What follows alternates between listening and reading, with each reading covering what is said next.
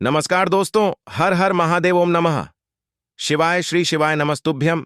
दोस्तों, अगर आप हमारे चैनल पर पहली बार आए तो हमारे इस चैनल को सब्सक्राइब जरूर कर लें ताकि आने वाली वीडियो आपको जल्दी से मिल सके। दोस्तों, जैसा कि आप सभी को पता है, आज है शुक्रवार। शुक्रवार का दिन माता लक्ष्मी जी को समर्पित है और आज है प्रतिपदा तिथि, तो बहुत ही खास दिन है। गुरु जी ने कहा है कि इस दिन आपको एक छुटकी हल्दी वाले उपाय से चूकना नहीं है। ये उपाय आपको अवश्य करना है। दोस्तों, आज हमने इस वीडियो में गुरु जी द्वारा बताए गए कुछ उपाय आपको बताए हैं जो आपको अवश्य करने हैं। इस वीडियो को ध्यान से देखें, पूरा सुने। आधा अधूरा सुनने से कोई लाभ नहीं होगा। चलो चलते हैं, सुनते हैं।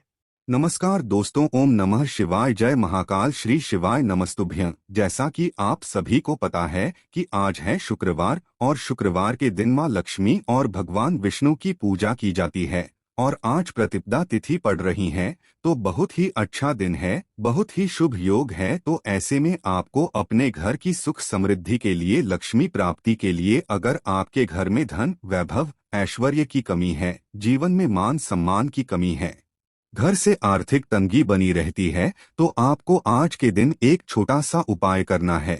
इससे आपके जीवन का दुर्भाग्य सौभाग्य में बदल जाएगा और हमेशा आपके घर में सुख समृद्धि बनी रहेगी। तो इस उपाय को कैसे करना है और क्या क्या सामग्री लगेगा, पूरा इस वीडियो में बताएंगे। पूज्य गुरुदेव जी की कथा से सुनकर आपको समझाने का पूरा प्रयास करूंगा। बस इससे पहले आपसे एक छोटा सा निवेदन है कि आप वीडियो को कर दे एक लाइक और चैनल को सब्सक्राइब करके कमेंट बॉक्स में महादेव का कोई सभी प्यारा नाम हर हर महादेव जरूर लिखें। तो चलिए बढ़ते हैं उपाय की ओर। देखिए, शुक्रवार का दिन माता लक्ष्मी को समर्पित होती है और शुक्रवार के दिन हल्दी का उपाय करना यानी कि दुर्भाग्य को दूर करना और सौभाग्य की जीवन में प्राप्ति करना है। इसीलिए हमें पौष मास की विशेष शुक्रवार के दिन पर हल्दी के ये उपाय करने चाहिए। देखिए, आज का जो पहला उपाय है, मात्र आपको एक चुटकी हल्दी से करना है। यह एक चुटकी हल्दी आपके जीवन में खुशियां लेकर के आएगी और आपकी जो किस्मत है उसे चमकाने का कार्य करेगी। देखिए दोस्तों, आपको क्या करना है। देखो, आगे बढ़ने से पहले वीडियो को एक लाइक जरूर करें। देखो, कहते हैं कि आंवले की वृक्ष में भगवान विष्णु और माता लक्ष्मी का वास होता है।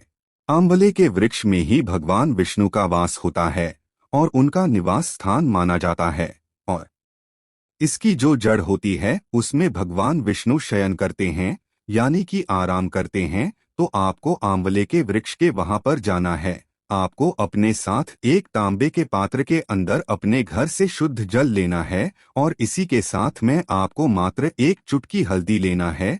अब आंवले के वृक्ष के नीचे इस उपाय को आप दो प्रकार से कर सकते हैं। देखिए, आपके पास जो एक चुटकी हल्दी है, या तो आप उससे जल के पात्र के अंदर डाल दें और हल्दी से युक्त जल तैयार कर लें और उस हल्दी से युक्त जल को आपको आंवले की वृक्ष की जड़ में समर्पित कर देना है। ओम नमो भगवते वासुदेवाय इस मंत्र का जाप करते हुए, और यह जो शुक्रवार है पौष माह के महीने का है, तो आपको हरि हर महादेव का मन में स्मरण करते रहना है। देखिए, इस उपाय को आप दूसरे प्रकार से भी कर सकते हैं।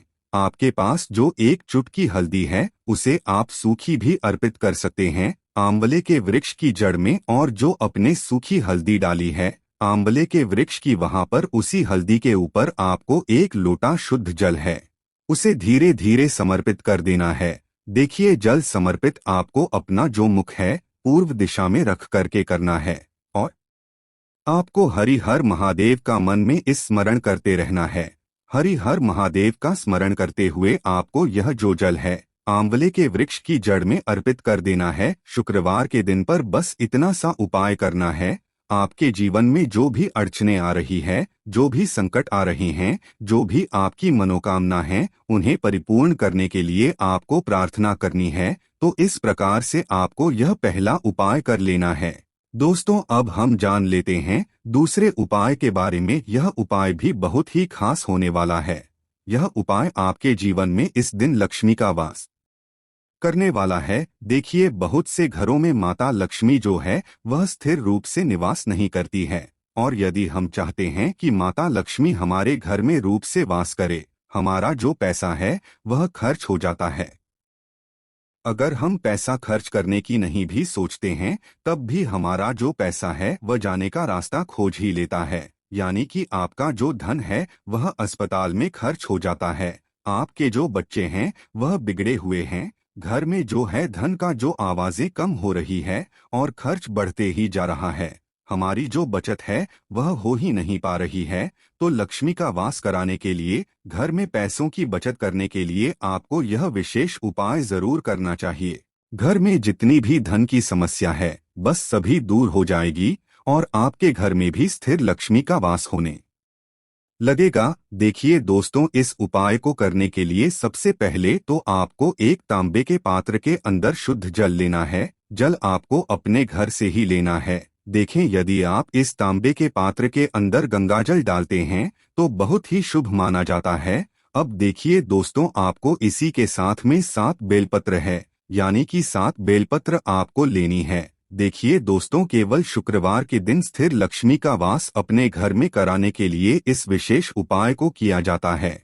देखिए, यदि आपको 7 बेलपत्र नहीं मिल पाते हैं तो भगवान शिव के शिवलिंग पर चढ़ी हुई बेलपत्र को आप पुण्य शुद्ध जल से धोकर के उनका उपयोग कर सकते हैं। लेकिन आपको ध्यान रखना है कि जो भी बेलपत्र मिलता है वह कहीं से भी कटी, फटी या फिर खंडित नहीं होनी चाहिए। तो इस उपाय को आप शुक्रवार के दिन सुबह से लेकर के शाम तक किसी भी समय कर सकते हैं। देखिए, आपको 7 बेलपत्र और एक तांबे के पात्र के अंदर शुद्ध जल लेकर के पहुंचाना है सीधे भगवान शिव के मंदिर में। देखिए, इस उपाय को आप सुबह भी कर सकते हैं और शाम के समय भी कर सकते हैं। देखिए दोस्तों, सबसे पहले तो आपके पास जो 7 बेलपत्र हैं उन्हें आपको एक एक करके उसे जल के पात्र के अंदर डाल देनी है।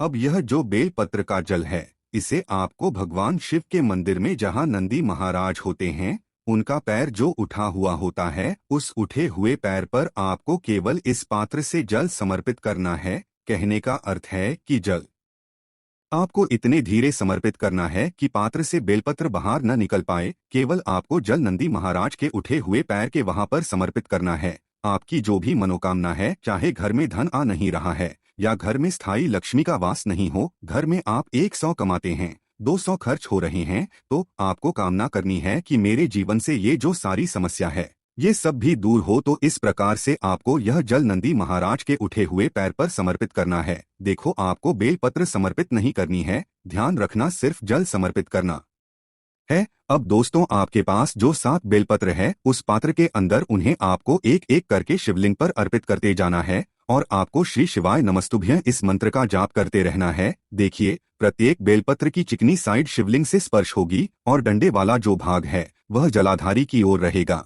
इस प्रकार से बेलपत्र शिवलिंग पर अर्पित कर देनी है। बस इतना सा उपाय आपको करना है।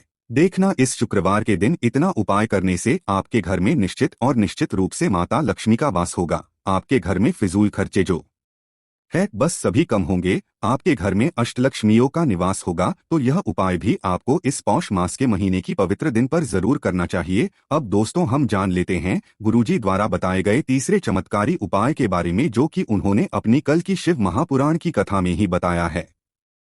देखिए, इस उपाय के लिए आपको मात्र 1 बेलपत्र ले लेनी है और 2 शमीपत्र आपको ले लेनी है। ध्यान रखें कि बेलपत्र कहीं से भी टूटी हुई, खंडित नहीं होनी चाहिए। अगर आपके पास बेलपत्र नहीं है तो आप शिवलिंग पर चढ़ी हुई बेलपत्र को पुण्य शुद्ध जल से धो करके उसका उपयोग कर सकते हैं। इसी के साथ में आपको मात्र थोड़ा सा लाल चंदन भी लेना होगा। देखिए, सभी सामग्री लेकर के आपको पहुंच जाना होगा भगवान शिव के मंदिर में। मंदिर पहुंचने के बाद बेलपत्र की चिकनी साइड में, आप सभी को पता है कि बेलपत्र में 3 पत्तियां होती है, बीच में एक बड़ी पत्ती होती है और नीचे की 2 छोटी पत्तियां होती है। तो नीचे की जो 2 छोटी पत्तियां है, तो नीचे की जो 2 पत्तियां है, उन्हीं 2 पत्तियों पर आपको एक एक शमीपत्र रख देना है और इन्हीं शमीपत्र के ऊपर आपको लाल चंदन की एक एक बिंदी लगा देनी है। इस प्रकार से आपको ये बेलपत्र तैयार करना है और इसी प्रकार से आपको यह जो बेलपत्र है भगवान शिव का शिवलिंग पर अर्पित करना है।